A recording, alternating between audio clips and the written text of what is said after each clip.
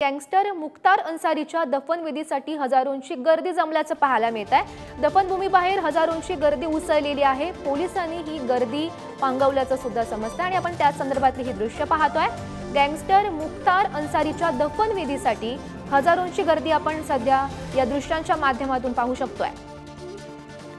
दफनभूमीबाहेर हजारोंची गर्दी उसळल्याचं आपण पाहतोय आणि ही गर्दी आहे ती पोलिसांनी पांगवली सुद्धा आहे।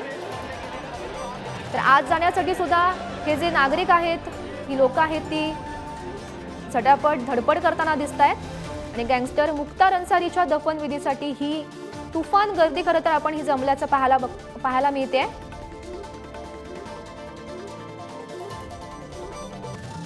तर झटापट करत खरं तर आत शिरण्याचा प्रयत्न केला जातोय। दफनभूमीबाहेर हजारोंची गर्दी उसळलेली आहे। आपला पोलीस सुद्धा दिसतंय जे गर्दी पांगवताना खरं तर आपण पाहतोय।